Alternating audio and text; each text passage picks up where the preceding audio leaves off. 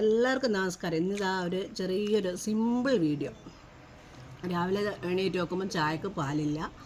അപ്പം പറഞ്ഞ പോലെ കട്ടനാക്കാമെന്ന് വിചാരിച്ച് അലക്കെല്ലാം കഴിഞ്ഞ് എന്നേരിയാണ് ചായൻ്റെ പണി നോക്കിയത്. കട്ടൻ ചായയും പിന്നെ ദോശയാണ് ചുട്ടെ. ദോശക്ക് ഈ പറഞ്ഞ പോലെ എന്താ അരി അരച്ച് ഒരു ആവശ്യത്തിന് 3-4 ദോശ ഇട്ട്. അപ്പോൾ ഈ ദോശക്ക് അതും ഈ പറഞ്ഞ പോലെ കറിയൊന്നും ആക്കിയിട്ടില്ല. ഇന്നലത്തെ ചോറിൻ്റെ കറിയുണ്ട്.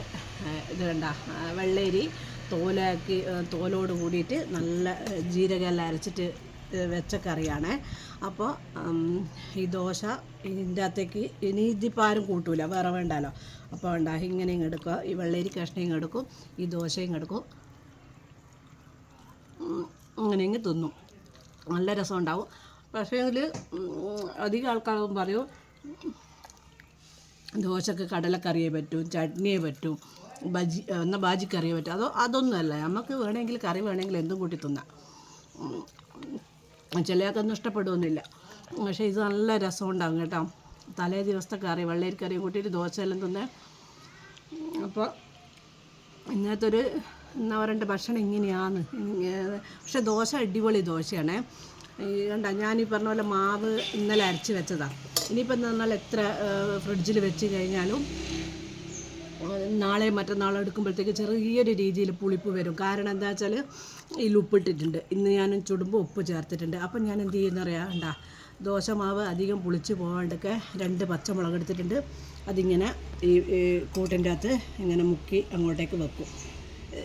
ഇത് വെക്കുമ്പോൾ അങ്ങനെ നോക്കുമ്പോൾ എല്ലാം ശ്രദ്ധിക്കണം.